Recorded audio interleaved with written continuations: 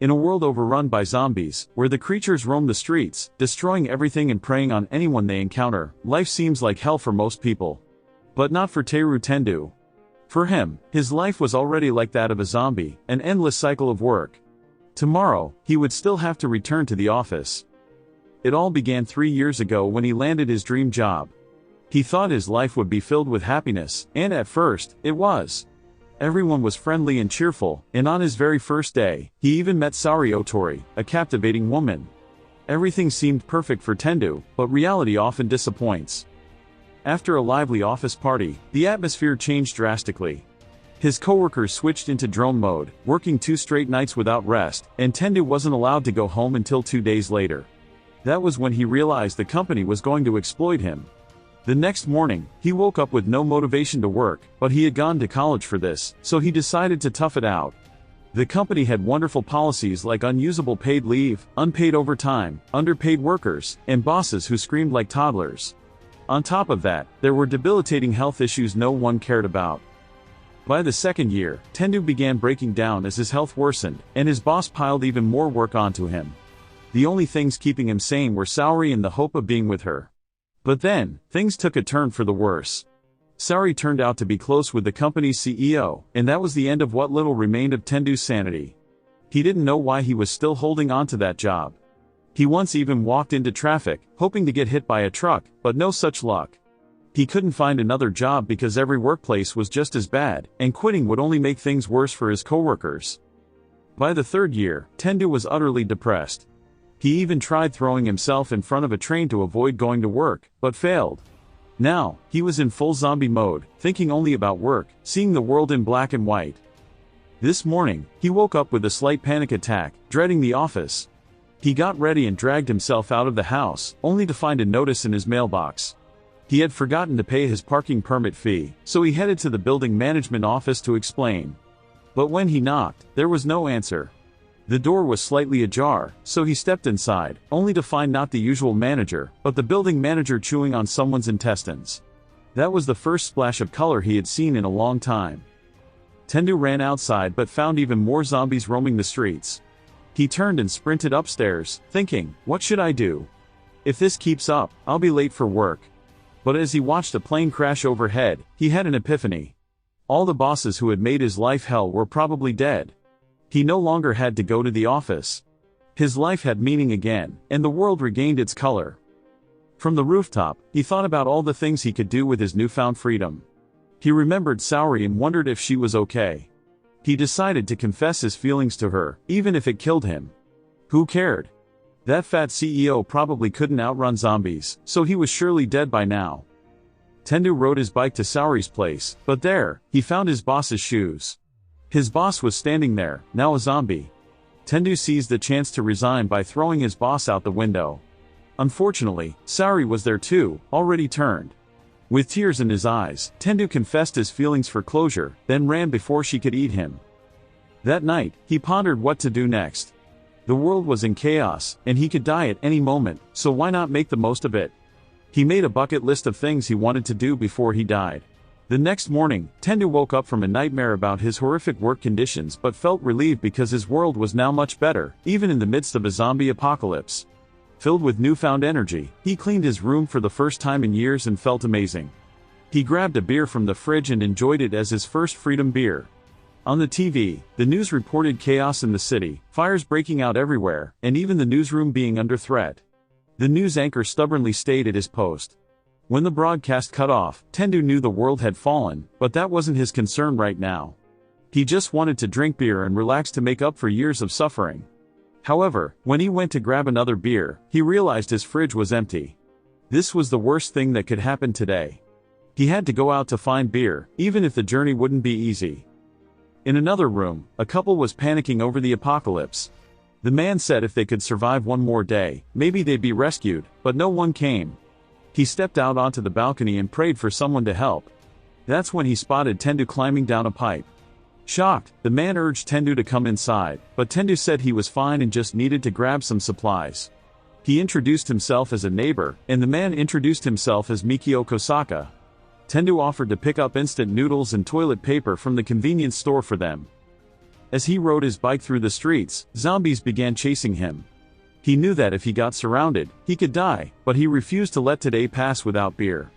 At the convenience store, he noticed a bike with a camera mounted on it, but he was too focused on beer to pay attention. He swung the door open while singing about beer, only to spot a girl standing near the fridge. He froze in embarrassment at his own song, trying to act casual, but the girl didn't react. He kept talking, but she just walked past him. Tendou tried to ask for her contact info, but she said he was risking his life just for beer without even thinking about water for survival. In her eyes, Tendou would only be a burden. To make things worse, he had forgotten to close the door, and zombies started pouring in. Tendou tried to shield the girl, but a truck crashed into the wall, conveniently wiping out the zombies.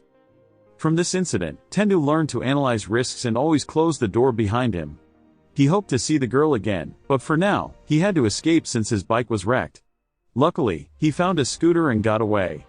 He even stumbled upon a hot rod on the road, since many vehicles had been abandoned with keys still in the ignition when the apocalypse began.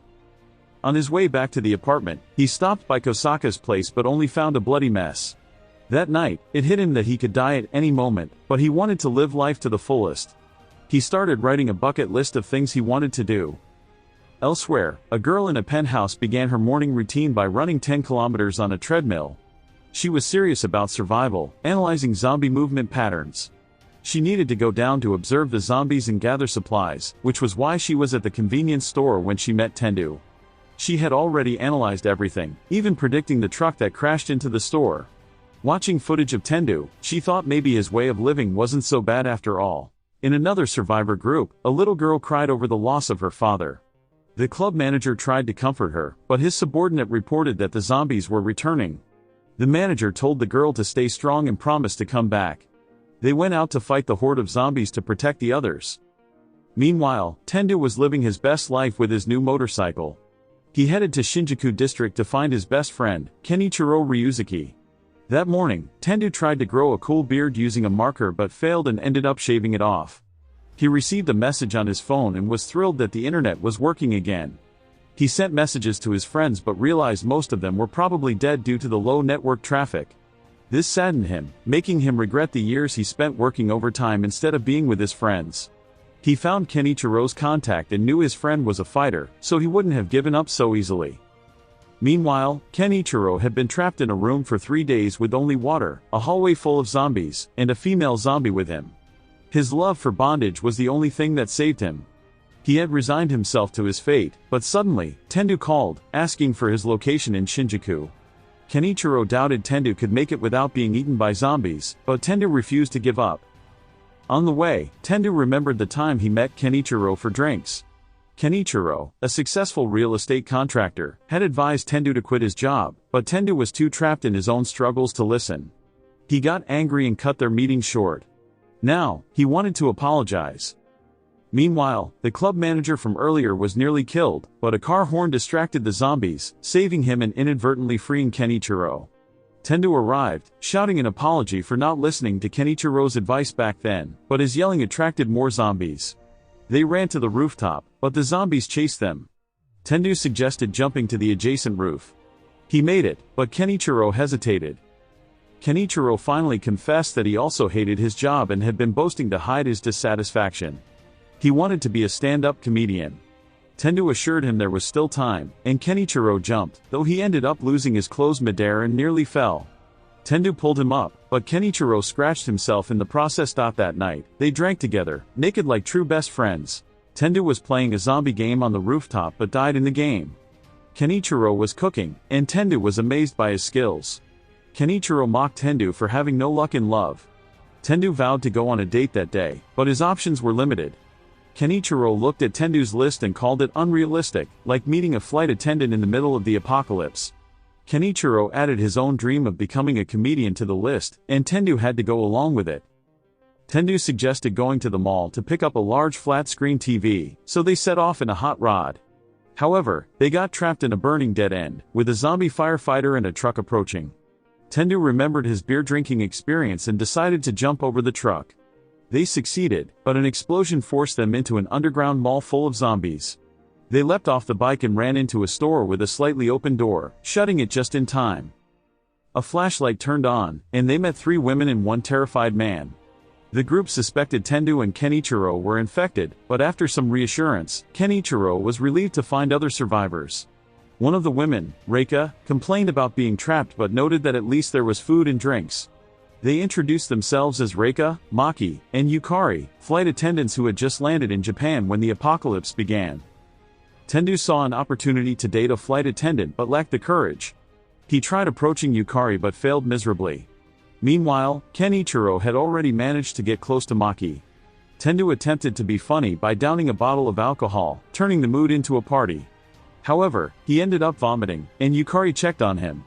He thought there was still hope, but Reika was scolding the terrified man, who turned out to have been bitten and hadn't said anything. The man attacked Reika, biting her.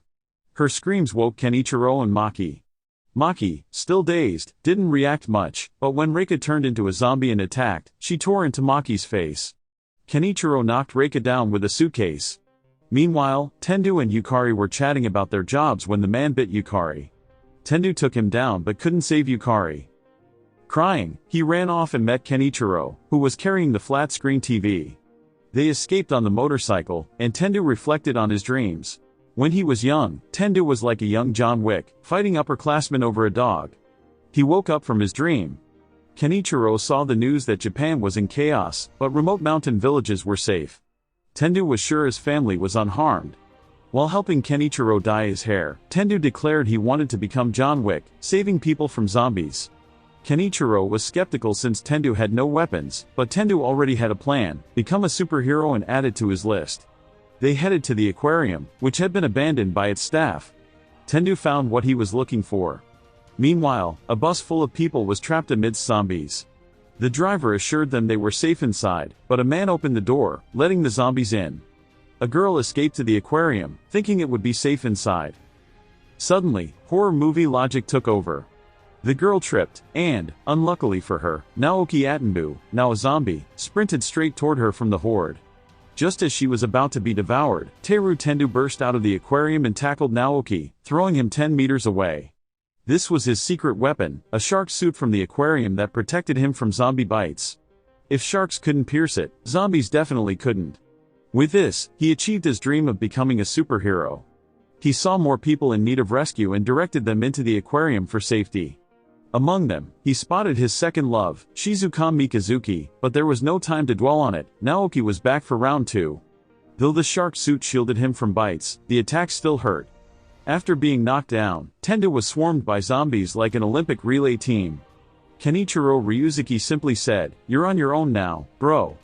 Tendou eventually managed to throw the zombies off the bridge and into the river. Luckily, he had trained for a triathlon. Back at the aquarium, Kenichiro greeted him as if he hadn't just abandoned him.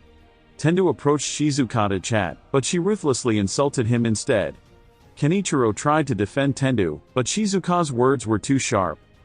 Suddenly, a loud crash echoed through the aquarium. Tendou and Kenichiro went to investigate, only to find something horrifying. The zombies, failing to find swimmers, had called in sharks with legs. The shark chased them, and Tendou tried to hold his ground but realized he couldn't fight a legged shark. They were cornered in a room full of zombies and ran for the emergency exit. But a girl grabbed Shizuka, paused, then shoved her aside in panic. Shizuka was now separated from the group. Kenichiro tried to help, but the emergency door was bent and wouldn't open. He looked for Tendou, but Tendou had already gone back to save Shizuka. Shizuka faced the giant shark and blamed herself for joining a large group while being chased by zombies. She resigned herself to her fate, but Tendou hadn't given up. He leapt from an air vent and tackled the shark. Shizuka was shocked that Tendou would risk his life after she'd insulted him. Tendou said he didn't need a reason to help someone, he just did what he wanted. Shizuka admired Tendou's resilience and asked if he had a plan. Tendou had no ideas yet, but as they ran, Shizuka suggested one. Sharks were sensitive to electric currents, so electrocuting it might disorient it. While distracting the shark, Tendou was thrown into a wall and knocked out. Kenichiro searched for a way to save him and decided to taunt the shark with his butt. As the shark took the bait, he regretted it, but it bought time for Tendou to recover. Shizuka found a battery and tossed it to Tendou, who used it to electrocute the shark into submission. Will it work on a zombified shark? There's no guarantee! If we don't try!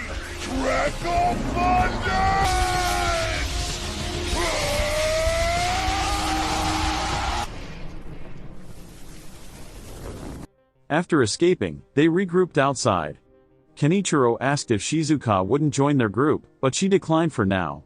She still didn't understand why Tendou had risked his life, but Tendou said Shizuka was now valuable to him, so he'd save her no matter what. Shizuka blushed and finally gave him her contact info. Then, Tendou stared at a Rolex in a store, one he could never afford before. Now, in this post-apocalyptic world, he could just take it. Kenichiro pointed out even more expensive jewelry, and soon they were both decked out in style. That night, they ran out of water, and the city was pitch black. Their phones still worked, but there was no news since the stations were down. They might be the last people left in the city, so they needed to take the zombie apocalypse seriously. But first, they enjoyed the view of the city without electricity. Tomorrow, they'd head to Tendou's hometown in Gunma. The next morning, they packed up. Tendou bid farewell to his old life. Normally, the trip to Gunma would take 5 hours, but who knew how bad traffic would be now? Kenichiro asked if they should grab weapons, but Tendou had his heart set on a luxury camping vehicle. By chance, they ran into Shizuka there. Tendou tried to invite her along, and failed again.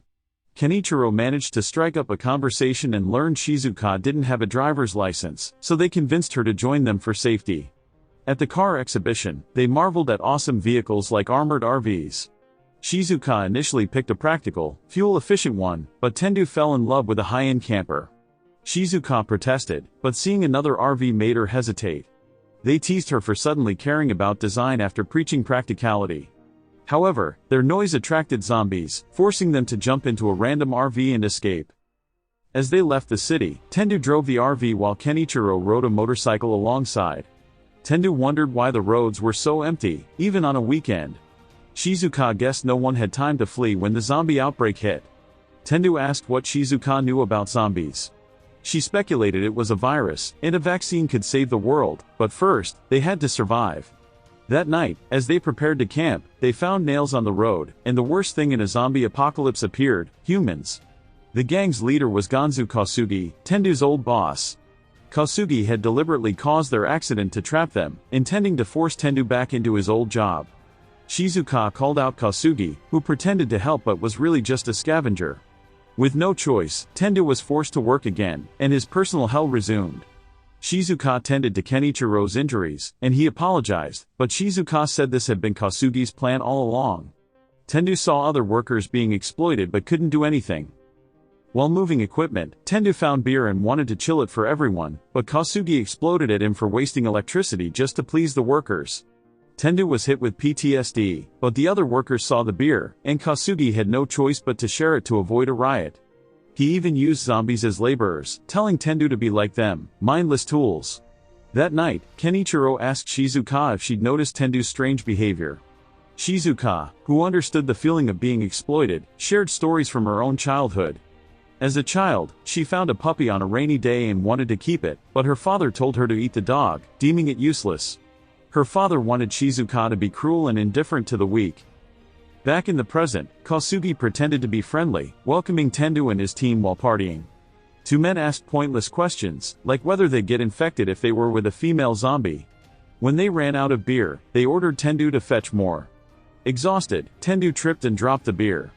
They scolded him, while Kosugi got angry because an old woman poured his drink. He only wanted to be served by big-breasted women. He ordered Shizuka to pour his drink, then forced her to drink despite her refusal.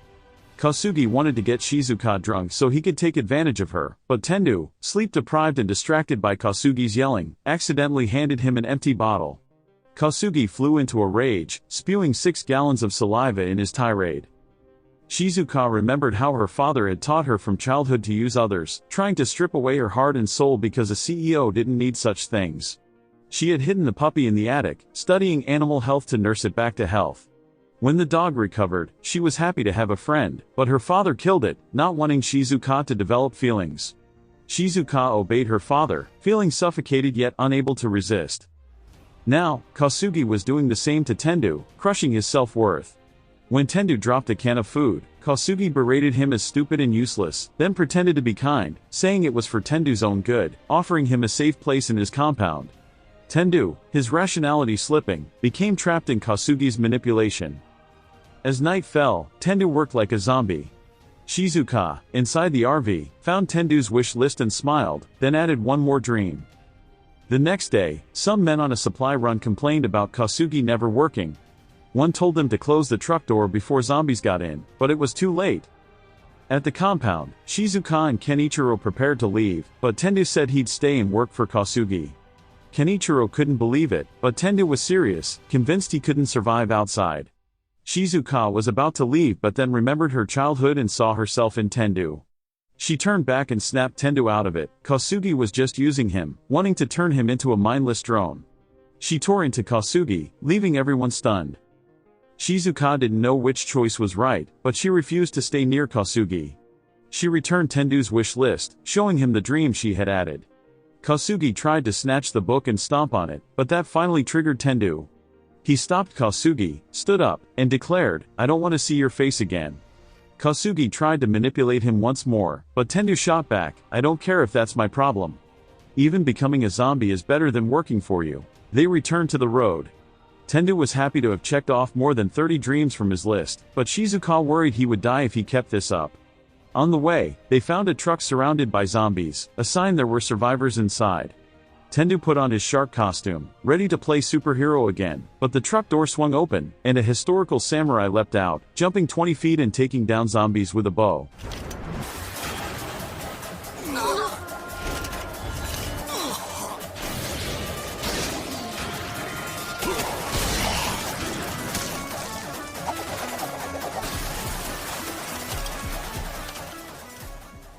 It was Beatrix Ammerhauser, a German girl. She thanked them for their help. Shizuka lost her status as best girl. Beatrix had come to Japan out of love for its culture, from historical battles to tentacle hentai, hence her samurai outfit. Tendou peeked into Beatrix's truck and found it packed with tuna. Beatrix explained she was on an important mission, delivering fish to Takasaki. She said she'd been inspired by anime to come to Japan, but the zombie apocalypse ruined her plans. She had found the last competent sushi chef, who agreed to make sushi if Beatrix brought him fresh fish. Hearing the word sushi, Tendou immediately agreed. They headed toward the city to meet the chef. Beatrix led the way but grew worried. Her last contact with the chef had been 3 days ago. At a turn in the road, they encountered a horde of zombies, but it didn't stop them. Beatrix and Tendou prepared to fight, though they had no real plan. Shizuka had an idea: use Kenichiro's butt as bait. Kenichiro ran, luring the zombies away, while Tendou trapped them with the truck, allowing Beatrix to pick them off one by one. The sound of a car drew even more zombies. They threw alcohol bottles, intending to set them ablaze, but their lighter failed. The zombies broke through the barricade, closing in on the RV. If they got surrounded, the fish, and their sushi dreams, would be lost. Tendou jumped down to defend the truck, willing to become a zombie for sushi ever since meeting Beatrix an hour ago. They fought heroically, but the zombies were overwhelming. Shizuka, with a backup plan, used a drone to lure the zombies back to the main square. Shizuka Mikazuki was done playing around. She had rigged the entire area with fuel, ready to blast the zombies sky high. Kenichiro Ryuzuki threw a Molotov into the crowd, and a firework of zombies erupted as they burned. From a nearby rooftop, the group watched as every last zombie was wiped out. With no more obstacles, they could finally do what they'd wanted all day: eat sushi. The sushi chef, originally from Gunma, had spent 30 years honing his fish-serving skills. He was overjoyed that people still wanted to enjoy his sushi. While the others dug in, Beatrix Ammerhauser hesitated before taking her first bite. She dipped the sushi in soy sauce, took a bite, and burst into tears of joy. Seeing this, the chef also cried. This was the culmination of weeks of hard work, missing his daughter's wedding, even his wife's funeral. It was all worth it, he said, realizing how pitiful his work obsession had been. He declared that, since there were no other customers, they would drink all the alcohol in the shop that night. The next day, the group hit the road again, but the journey was uncomfortable due to a heat wave. Beatrix complained about the heat while proving why she deserved to replace Shizuka as best girl. They hadn't bathed in days, so they were starting to stink. It was time for a bathhouse episode. They changed into yukata, and Beatrix once again outshone Shizuka in the volume department. With her love for Japan, Beatrix knew a lot about onsen, mentioning that in the Edo period, hot springs were advertised as cures for all ailments, except heartbreak and down bad syndrome, which didn't help Tendou, who was smitten with Shizuka. He tried steering the conversation toward flirting, but Shizuka dismissed romance as unnecessary while teasing Tendou for being broke. In the men's bath, Tendou and Kenichiro eagerly stepped in, as did Shizuka heading to the women's side. But Beatrix returned, saying the hot water there was dead due to a broken pump. The guys switched to philosopher mode, suggesting Shizuka join them since there was no other option, but Shizuka immediately refused. Beatrix, however, agreed to join, worsening Tendou's down bad syndrome. Just before she entered, they spotted the bath filled with naked male zombies, forcing them to flee to the hills. Luckily, there were no mountain climbing zombies, but they cried over failing to enjoy the onsen. Exhausted, they fell asleep. Tendou woke up thirsty and wandered into the forest searching for water but stumbled upon a natural hot spring in the mountains. He immediately stripped and got in, only to bump into someone, Shizuka, naked in the same spring. This was a dream come true for him, but it didn't quench his thirst. He apologized, but Shizuka told him to get out.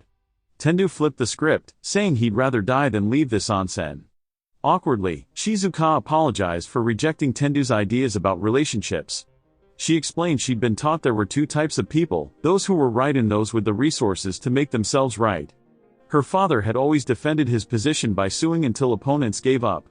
She was stuck in old habits, never expressing her true desires. Tendou pointed out that Shizuka was opening up now. She agreed and said she wanted a partner she could talk to like this. Realizing she'd just given him the green light, she blushed when Tendou asked if she meant what he thought. Before Shizuka could answer, Kenichiro and Beatrix found them, feeling betrayed that they'd gone to the onsen without telling them. Both immediately stripped and jumped in. The journey to Gunma continues. Beatrix is worried about Tendou's parents, but she's confident they wouldn't lose to zombies, maybe to arthritis, but not zombies. Kenichiro wants to introduce himself, naturally by being naked, but Tendou speeds up the van to drown out his voice.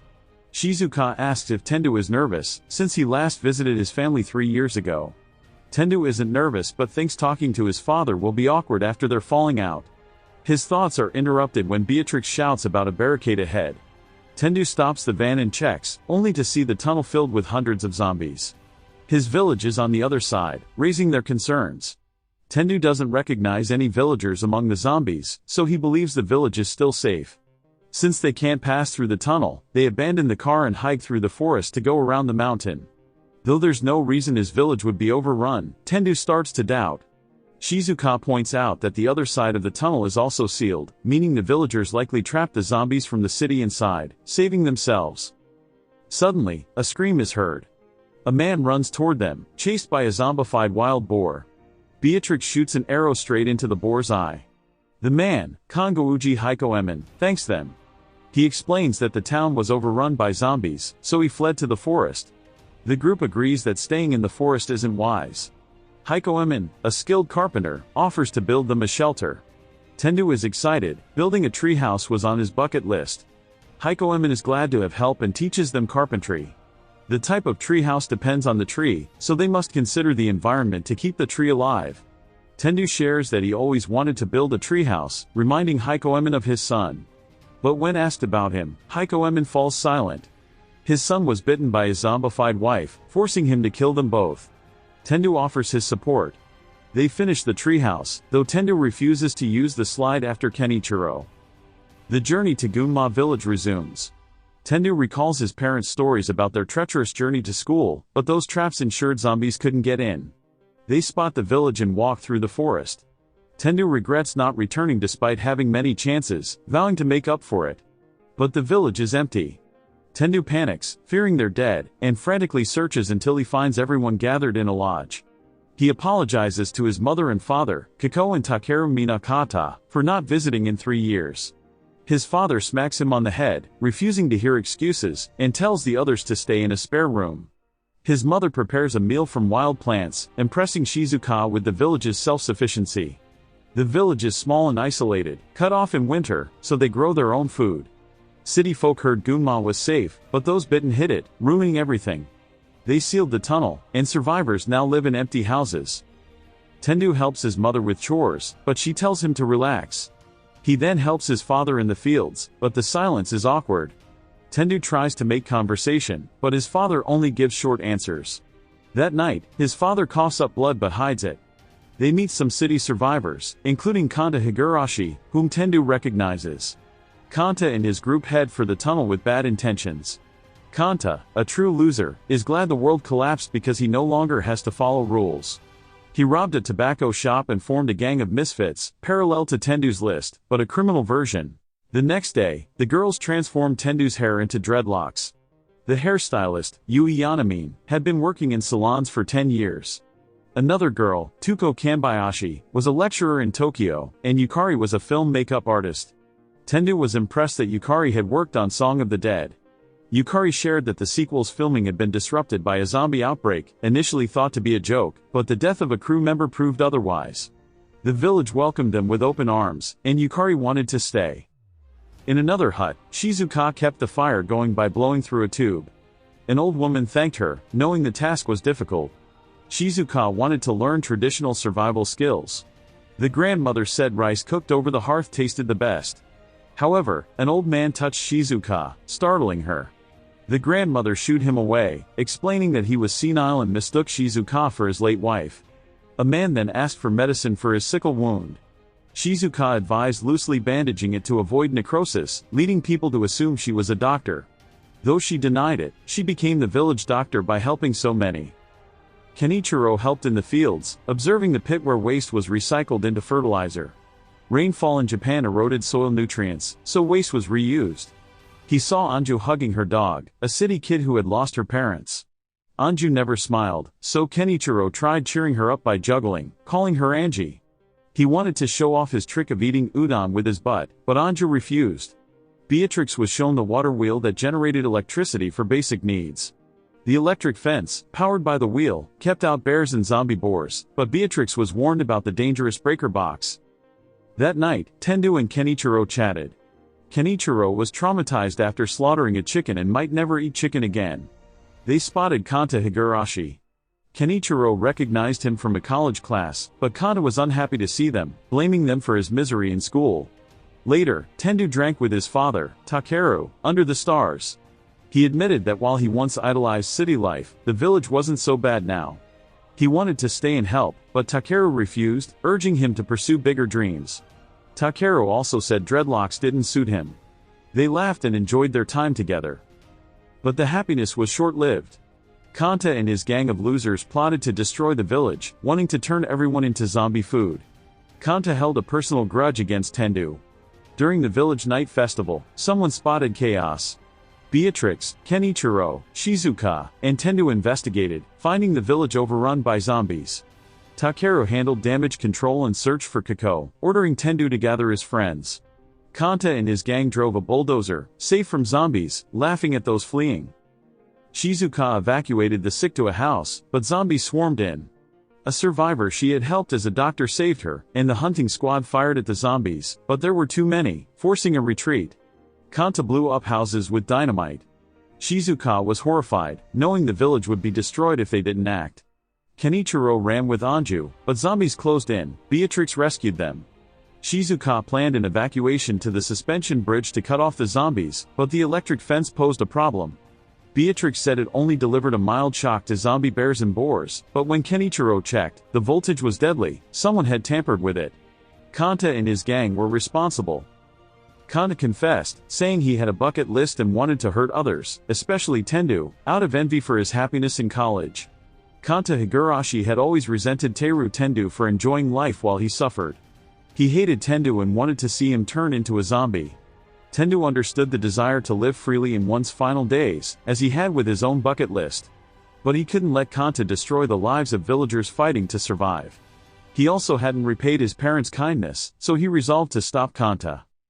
However, Kanta had a bulldozer, and Tendou's group was nearly surrounded by zombies. They split up to save as many as possible and escape the village. Takeru Minakata, Tendou's father, along with Yui Yanamine, Tuko Kambayashi, and Yukari, barricade themselves in a house. However, Takeru's illness flares up, and he collapses. He claims he's fine, though he clearly isn't. Tendou fights his way toward them, beating back zombies with a long stick. Elsewhere, Anju runs off searching for her dog, Charo, and finds him doing a weird thing with a chicken. She feels relieved, but Kenichiro Ryuzuki pulls her aside and covers her mouth to prevent her from drawing the attention of passing zombies. Once safe, Kenichiro warns Anju that running around alone is dangerous. She has lost her parents, and Charo is the only family she has left. Kenichiro understands, but the village isn't safe, so he takes Anju and Charo up a ladder to a rooftop where zombies can't reach them. However, one of Kanta's gang members, Shoichiro Edogawa, climbs onto the roof, intending to push Kenichiro and Anju down to be devoured by zombies. His twisted face reflects a life of suffering before the apocalypse, and he wants them to endure the same pain. He shoves Kenichiro with a pole. Meanwhile, Beatrix Ammerhauser heads to the watermill to shut off the electric fence but is intercepted by another gang member, Rui Saionji, who crashes a tractor into Beatrix's horse. Rui, armed with a chainsaw and the skills of a two-time national junior high fencing champion, slices through Beatrix's long weapon. Beatrix draws her sword, preparing for a life-or-death battle. Shizuka Mikazuki tries to evacuate villagers who have locked themselves inside a house. She warns that the door won't hold for long, but the elderly, including bedridden individuals, feel they would only be a burden. They urge Shizuka to escape with those who can still move. Shizuka refuses at first but ultimately distracts the zombies away from them, promising to return. Back at the barricaded house, Takeru and the others struggle to hold off the zombies. Tendou arrives just in time to save them. He wishes he could have done more for his parents. While working, he never earned enough to send them gifts or take them on trips, and having grandchildren was still far off. He doesn't want to end up apologizing at their graves. But Takeru pulls him inside and steps out alone to face the zombies, ordering Tendou not to die before his parents do. Takeru's final thought is for Tendou to protect his mother, Kako. The story of one of the gang members, Shoichiro, is revealed. He works hard every day, but his home no longer feels like home. His once happy marriage has become full of arguments, forcing him to sleep in his car. His neighbors constantly compare him to others, making him question his life. He works for a family he no longer loves and now wishes to see others suffer. In the fields, Shizuka hides from zombies but is found by another gang member, Satoru Shibata, whose face is terrifying. Satoru tries to force a kiss on her, but Shizuka runs as fast as she can. Shockingly, Satoru keeps up with her. He was once a French restaurant worker but was demoted to cleaning duties for being too lazy to learn French. He burned down the restaurant by carelessly discarding a cigarette but blamed others. Now, armed and loaded with ammunition, he's dangerous. Old man Hayo, who earlier mistook Shizuka for his wife, senses danger and rises from his bed. At the water wheel, Beatrix fights Rui. Her sword begins to crack under the assault of his chainsaw. Rui claims a katana can't defeat a chainsaw, but the noise attracts zombies, forcing a quick end to the fight. Beatrix asks why Rui does evil, but Rui, a perfectionist who always believes he's right, sees no fault in himself. He's hated for constantly criticizing others. Back on the roof, Shoichiro nearly pushes Kenichiro off. Kenichiro realizes Shoichiro never tried to save his marriage, he wasn't even present for his child's birth, yet blames his wife. Shoichiro, unwilling to accept criticism, pushes harder. Kenichiro spots a sewage pit and drags Shoichiro down with him. On the ground, Kenichiro dives into the pit to mask his scent from zombies. Shoichiro, left alone, gets caught on the electric fence and is devoured by zombies. Kenichiro emerges, covered in filth but still human. Anju is relieved but tells him to stay away until he washes. At the house, old man Hayo asks where Shizuka went. The elderly say she became bait to save them, but they're too old to help. Hayo calls them weak, reminding them they've survived countless disasters. A zombie apocalypse is nothing. When Satoru threatens Shizuka with his gun, Hayo shoots his hand, and the elderly gang up on Satoru. At the water wheel, Beatrix knows arguing with Rui is pointless. She uses the zombies chasing him to her advantage, climbing the water wheel and causing them to destroy it. Rui, who always believed he was right, collapses in despair upon losing, fainting as zombies surround him. Beatrix rides the broken water wheel, unsure how to stop it. Takeru fights zombies to protect Tendou, but his illness makes him collapse. Kanta appears, saving Takeru, but immediately threatens to feed him to zombies unless Tendou surrenders to be zombified. Kanta's backstory unfolds. His life peaked in elementary school. In middle school, his introverted nature isolated him. He didn't speak to anyone for 3 years. In high school, he tried to change but remained empty, with no vision. Seeing Tendou enjoying college made him envious. Now, he takes Takeru hostage. Inside, Tendou can't let his father die, but Takeru forbids him from opening the door, threatening to disown him if he endangers Kiko. Takeru confesses he has an incurable terminal illness. Tendou refuses to give up, hoping to find a doctor or vaccine. Takeru tells him to live for humanity, that's how to repay his parents. Tendou recalls his journey since arriving in the village. Outside, Kanda grows impatient as Tendou doesn't emerge. Suddenly, the door opens, zombies rush in, and screams echo. Tendou steps out as a zombie, making Kanda laugh in triumph, until he realizes Tendou is faking, made up by Yukari, the makeup artist, to look undead. The girls ambush the zombies before they bite Tendou. Kanda is stunned his plan failed. Tendou asks what Kanda truly wants. Kanta screams he just wants to have fun, but Tendou says he doesn't look happy. Kanta remembers his joyful childhood but is distracted, bitten by a zombie, and panics. Tendou asks what was really on Kanta's wish list. In a flashback, Kanta sees himself playing in a pool as a child, realizing he just wanted to have fun with friends. Tendou recalls inviting Kanta to join him once, but Kanta ran away. If Kanta had been honest, they could have been friends. Tendou promises that if he becomes a zombie, he'll play in the pool with him. Kanta cries, but as the zombification accelerates, he shoves Tendou and flees before turning. The group resumes their escape plan and shuts off the electric fence. Kenichiro and Anju meet Tendou, who barely recognizes Kenichiro due to his stench. Shizuka and the villagers join, but zombies close in. Beatrix, still on the water wheel, decides to crash into the fence. Tendou orders everyone back, and Beatrix destroys the barrier. They flee into the woods, but the suspension bridge, their only exit, collapses. Luckily, Kangouji Hikoemen is there, having built a new bridge just in time. Tendou and Kenichiro hold the bridge's end, urging everyone across. All make it safely, then Tendou and Kenichiro jump, but fall.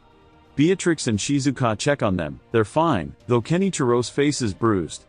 Kenichiro calls Kanta's actions foolish if all he wanted was friendship, but Tendou understands. As a corporate slave, he lost himself and nearly fell into despair like Kanta. Even after Kanta's cruelty, Tendou can't hate him. The next day, the villagers lure zombies away and reseal the tunnel. They plan to rebuild the village, the only home they know. Hikoemen moves to lead reconstruction. The villagers thank Shizuka, who, though not a doctor, saved them. Anju regains her cheer thanks to Kenichiro. That night, Tendou watches over his sleeping father. Kiko reveals Takeru had always worried about Tendou since he left 3 years ago, long before the apocalypse. Tendou cries, regretting never visiting, and promises to protect Kiko and the village if anything happens to Takeru. He asks about his father's illness and learns it's just hemorrhoids, not cancer as he'd feared. Though serious, hemorrhoids aren't as deadly as he thought, and Takeru is too stubborn for surgery. Tendou decides to leave the village, following his father's advice to pursue a grand dream, finding a cure for the zombie virus and saving the world, while also forcing his dad to get surgery. Takeru wakes, hears Tendou's plan, and supports it. Tendou adds the mission to his list and asks his friends for their own dreams. They spend the night sharing aspirations. The next morning, they prepare to leave, saying goodbye to the villagers. Kiko ensures Tendou packs enough food. The villagers see them off, and the group continues their journey to find the cure, enjoying themselves along the way.